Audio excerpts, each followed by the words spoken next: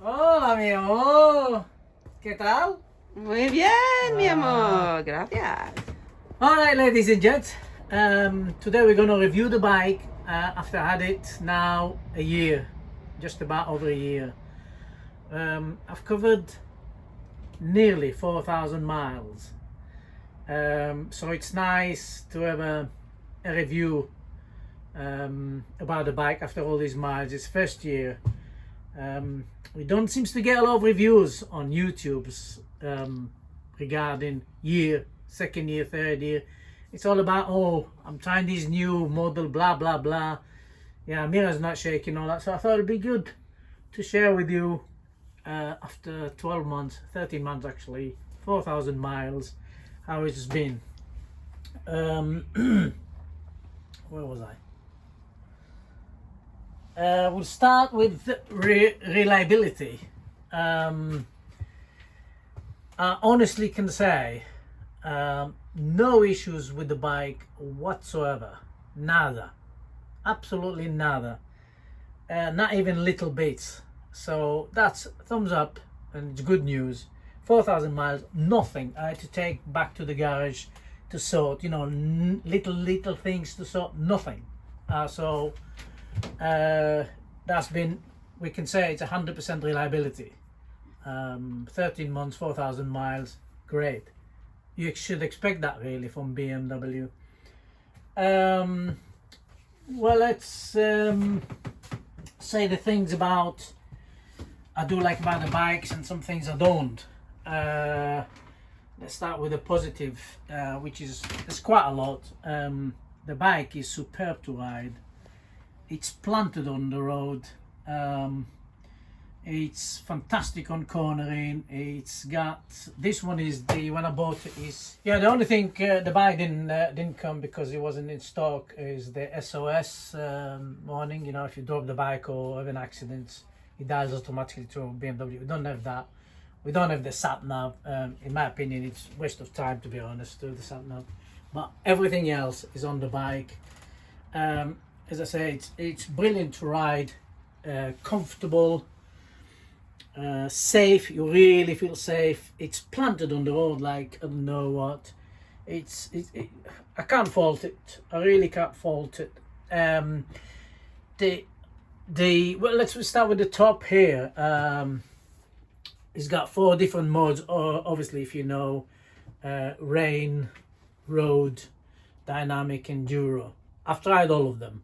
And I do change the modes as you know, in England, you can set off in a very sunny day, halfway it's raining, so I do change the modes as I go along. Roads I used to just on the road, on the twisted, on the countryside, or B roads, even A roads. I switch it to dynamic, which gives you more grunt, more power, more torque, more response on the throttle.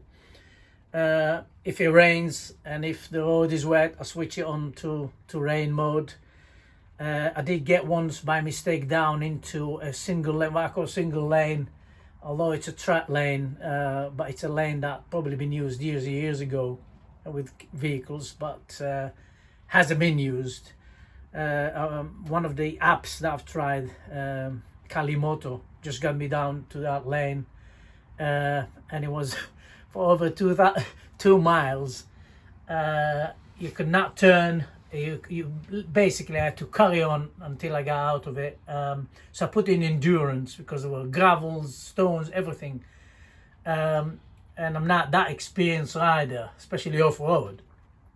But it was fantastic. I basically stood up on the bike, put in endurance, and it was a doddle, to be honest. After 10 minutes, I felt so comfortable. It was fun actually. So I use all the modes definitely when I can. We go to the cruise control. It's to me it's a must to have. That's the switch for the cruise control. I always have it ready, open, always open, never shut it. And I couldn't live without it, to be honest. It's fantastic, especially I don't know about other bikes, but on the BM. The cruise control, you can put you on any speed. I know a year ago I've tried I think it was a Triumph 800, and I tried to put the cruise control on 20 miles an hour. I didn't. And apparently, I didn't know until the dealer told me that you cannot use the cruise control. The minimum was 30 miles. With this one, you just put it on 5-10 miles, it's on. What I like about it is, first of all, if you're on motorway, it's great, no problem. On a long stretch of national speed, 60 speed, you know, if you want to have a rest, bang, put the cruise control, and you can rest your wrist, rest your body, you know, relax. But the best is when you come into the village, you're passing through village, and most of them are obviously 30, 40, and quite a few of them now putting 20 miles an hour, like in Grassington, you know, North Yorkshire. And all I do is, as soon as I get to it, 20 miles, bang, cruise control, sit down and relax and take it easy. You more or less, I use it as a rest, you know, from the riding. Although I do stop, maximum I stop for a break, maximum an hour riding. So the cruise control for me is a must, and it's really, you know, it's absolutely superb. Heated grips, this time of year now, coming October, you need it. Well, it's lovely. It's really good. Although you have, you know, warmer gloves, you're wearing warmer gloves, it's superb. So I'm really chuffed with the bike. Things I don't like about it, the one particular thing that I didn't like but I sorted is it's a low seat version. For shorter people like me, I think I'm only about 29, 28 leg. Age? Yes, yes, age. So I put the low seat, and the low seat, it's very uncomfortable. After 100 miles, it was comfortable because there was hardly anything. Obviously, to make it low, there's hardly anything there. But luckily, there's a guy in Yorkshire, by the name of Tony Archer, who opened it up, inserts a gel cushion inside, and that sorted it out. Although you can buy more comfortable seats, low seats. I think Touratech do them, and Sargent's, which is an American company. But you're talking about nearly £400. You know, what if you spend that money and it's still not right? This one was £60 just to insert the gel, and it did the job. It's fantastic. Pillion, how was it for you to sit down? Comfortable? Yeah. It was comfortable. Yeah, quite like it. Yeah, excellent. So that's the one thing I didn't like. It's the seat. I thought BM could do with better than that. The other thing that I don't like is obviously the weight of it when you move it in and out of your garage. It's quite a heavy bike, and most of the weight, obviously it's not down at the bottom, so it's quite heavy too. You have to be very careful too. But to be honest, you're getting used to it, because once you lift the bike and find the balance point, it's quite easy. It's something to get used to. But I'd like it a bit lighter when you move it about. When you're riding it, you don't feel it at all. I suppose in a way they need to be heavy, otherwise they won't be that solid on the road. I don't know. The other thing I would say, slow speed, a very slow speed when you come into town centre and you can't filter, and you know the traffic is more or less crawling. He doesn't like to crawl, so basically, you know, there's a lot of play with the clutch, you know, and the throttle with that. Again, I can only compare it to the Triumph that I tried last year. That was really nice in crawling. If you want to crawl in slow speed, that was really nice. That was this one. If you crawl, it can judder a bit, you know, if you don't get it right. So you have to play a bit with the clutch. But that's about it. That's the only two criticism I've got on the bike. I say, you know, if you ask me, would you buy? I definitely recommend it. Definitely. As a rider as well, I would have all the corner ABS and all the electronic suspensions. I'd recommend that because everything that gives you more security and stability on the road, have it. You know, this is my opinion anyway. You know, anything to do with your safety, yes, put it on the bike, and this one's got it. It's got everything, and it's been brilliant. It's lovely. I mean, we'll talk about now a few more. Is it? No, it's on. Another thing to mention that I love is the quick shifter. It's got up and down clutchless. You know, the thing about the quick shifter, which is this, you know, putting up the gears up and down, going up. I wouldn't use it from first to second because I can never get it right. You get a jump. But second, third, fourth, fifth, sixth, it's fantastic. But you've got to master the revs. You need to do it in the right revs. But I think the reason they call it quick shifter is, I think it's for more, you know, when you sort of speed, bang, bang, bang, bang, bang, which is great. But it's 100% superb coming down. So let's say if you leave the motorway on 6th gear, you know, you're coming up to the exit, you're coming up to the roundabout, you can drop the gears in a matter of bang, bang, bang, bang, without using the clutch, and it's a joy, really a joy.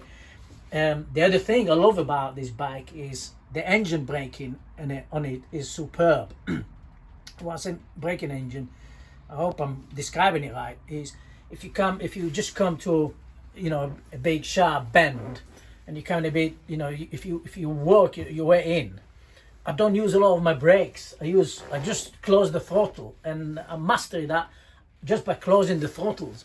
I can get into the braking of the engine is quite superb. It just like the response is really, really good. I don't know how to explain it, but instead of hitting the brakes before every bend, I do play a lot with closing and opening the throttle. Also, again, as you come out of the motorway, and you come in 70 miles an hour into the exit, you know, you come in, then the roundabout is there, just drop, you close your throttle, and the braking of your engine is so nice. It's really, really good. Excellent, I can't fault it. Now we're going to talk about few little mods that we did, which I did we did few videos, didn't we, on YouTube. The first thing I did is I've changed the screen, the windscreen, which BMW put a little pathetic one, really. I don't know how they call it, adventure tourer with a screen about that size. If you want to watch, there's one video that we did about the screen, didn't we? Mm-hmm. The second mode was the TFT screen. This is really. I've been to the dealer the other day just to have a cup of coffee, and he says, "How do you keep this clean?" Simple. The answer is just get yourself a screen protector like we get for the phones, stick it on, and that's it. It never looks dirty again. Honestly, I don't touch it. That's it. So that was the second mode, actually, just a screen protector from eBay or Amazon. I can't remember who it was. It's only £12.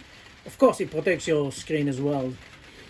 The third mode was we put the bar raisers to raise the bar up to make it slightly more comfortable. For me, for me it works. It's superb. That was really good.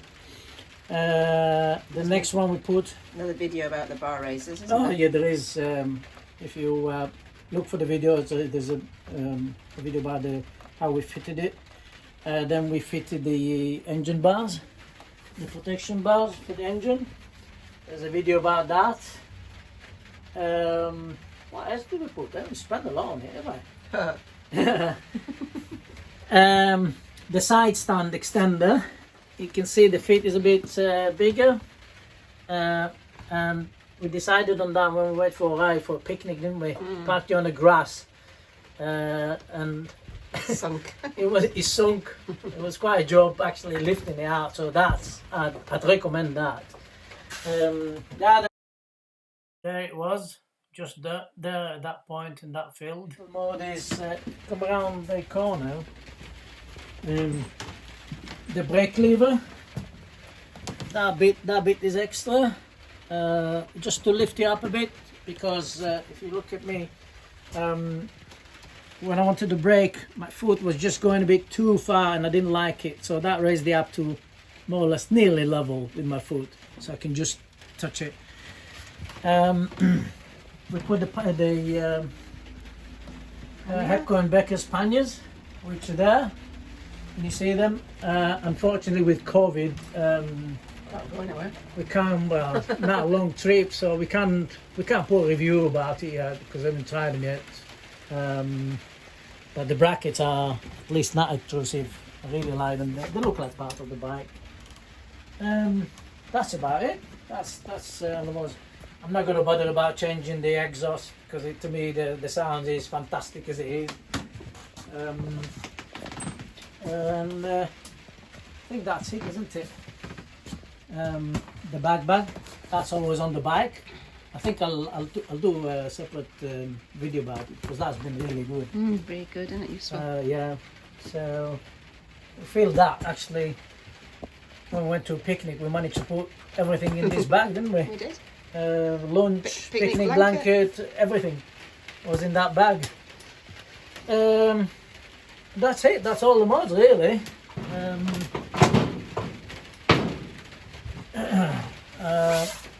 The phone mount, that's not a mod, that's a gadget really. I'll make a video about that because do not put that one, do not use your iPhone 11 on this mount without this gadget with this extra bit to give it a bit because it destroys.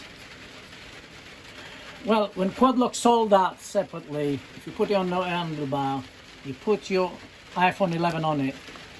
The iPhone 11 picked up the vibration on the handlebar, although you don't feel the vibration when you ride in it, you know.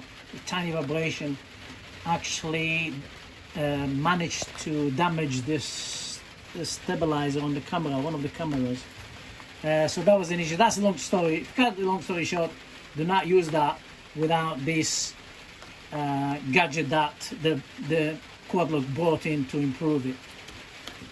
So that I've tried that with the and with the improvement, and it works fine. I didn't have any problem with that. Before that, if you had your sat nav on it, you lost it again and again. You know, every jump you lost it. It was just too much. But now there's a bit of a play, and that's good because it doesn't affect the phone.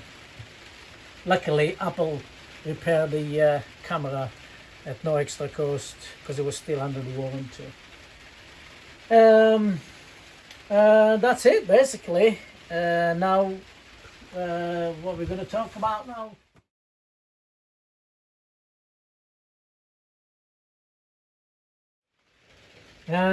Yes, I really love it, and it's I do appreciate every time I come from a long ride, long day out, just come into the garage or the shed and just look at it and just say, you know, it's been another brilliant ride. I mean, there. So how long we're going to keep it? At least 3 years. Maybe more, hopefully. Well, we'll see. Yes. If we ever get to ride it after COVID, Yeah, it'll be more. take it overseas. Overseas, yeah, absolutely. But I would strongly recommend the bike. This is obviously, as you can see, it's the 750. For me, what's the difference between the 850 apart from a few £1,000 more? You know, it's exactly the same engine. The torque on the 750 is slightly less than the 850, but who needs more torque than what it's got? I can tell you, when you take over a car, if you don't watch it, you know, in a matter of 2 seconds, you're doing 70, 80 miles an hour. So on the UK roads, without losing your license, who needs more torque than what this bike's got? I don't know, search me. The way I care about it, I mean, washing it and doing the chain. The chain, it's in the other side, darling. Oh, okay. Yeah, mi amor. Yeah, it's like a bicycle. There we go. Where is Right. it? Is that a train? That's a chain, darling. Okay. Yeah. I do the chain every 800 miles. I clean it. I clean it with WD-40, and then put a chain lube. I forgot what it calls. I'll do a video about that. Basically, according to the manual book, BMW book, you have to do every 800 miles, which I keep on that. They do recommend, if you're coming back from a very wet ride, to do that after that, but I never bother with that, to be honest. I just do it every 800 miles. I mean, in England, if you have to do the chain every time it rains, you might as well give up riding. So what I do is, before I do the chain, I don't wash the bike a lot. So before I do the chain, I'll give it a good wash, do the chain, and then put everywhere that I can, apart from the brakes and the tires, the grippers. I put ACF50, and it's a fantastic product. I'm sure you all know about it. It's this stuff here. I think they use it in the aircraft industry. So if you get a bottle of that, like that, that should last you at least 2 or 3 years. The reason that's nearly empty, I've left it upside down here and it leaked. Oh. Yeah, that's about £25. Get this bottle, the spray bottle. So fill that, warm that in warm water, just dip in hot water, just to reactivate a bit. Spray it all over. You can see that cloth. I always keep that cloth because I keep reusing it, and it basically keeps the rust at bay. But the AC, but that stuff, it can go on the plastic, it can go on here, it goes everywhere. But don't put it on the tires, on the brakes, because it looks slippery. And that's it. Any questions, any comments, just feel free to get in touch, and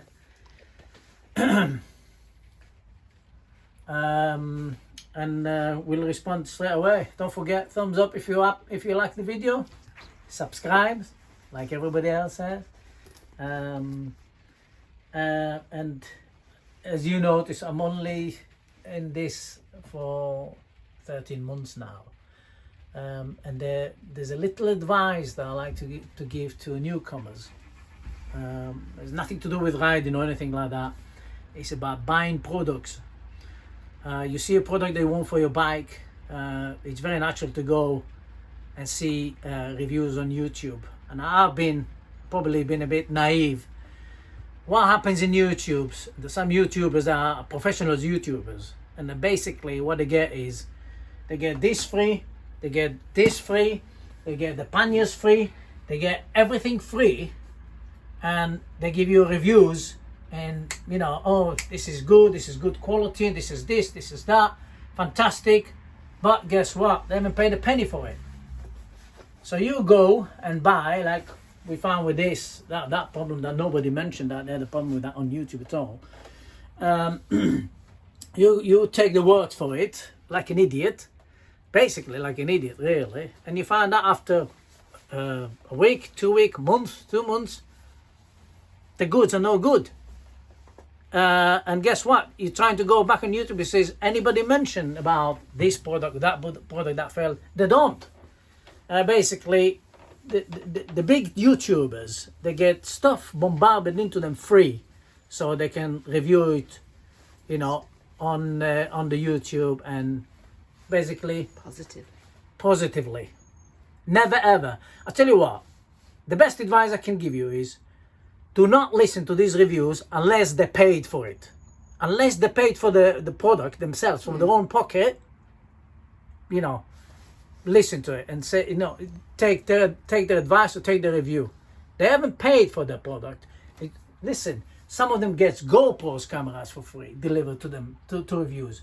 They're never ever a negative or problems about it. There's only one or two. I like on YouTube that I would recommend. This guy, he's actually in Canada, so he's not very good, to review products in the UK. It's Fourth Nine, they call him, Ryan, I think. And this guy will just honest as you know, whatever, you know, he'll just put things as they are. Bennett's Bikes, you know, Bennett's Bikes Insurance, they do a lot of videos. I like their reviews. I like the guy, I forgot what's his name, tallish baldy. He believes the same as I do. You know, people should not review products if they didn't pay for it. Simple as that. Not just that, some of them get paid to review them.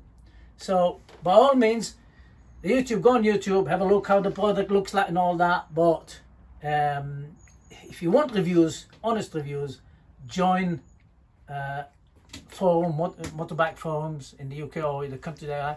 Put the question there: has anybody used that or used that bag or used these panniers? You know, I would not review any products if I didn't pay for it and I've tried it for a while. And that's why we're going to make a video about this. That's why I haven't done any video about this yet, which I'm quite happy. So that's it. If you're going for a new bike, to buy a new bike, don't go for a ride for an hour. Pick up mid-weekday, not weekends. You can go and have a look at weekends, but try every bike for at least half a day. Do 100 miles on it, 50, 60, 70 miles on it. You know, don't just go for a ride. Oh, we're fully booked, we're very booked, I can squeeze you between 2 and 3. Forget it. Honestly, you know, go and try a bike for at least half a day. And don't just try one, try a few of them. And then you can compare. It don't cost. Hopefully that helps. I'll see you and I'll talk to you shortly. Let me just thank my my camera lady. De nada, mi amor, de nada. Te quiero. Te quiero también. Stay safe, ride safe. Unfortunately, in England, winter's already kicking in, so I don't know if we've got a lot of riding hours. But yeah, BMW F750, superb. Honestly, thumbs up.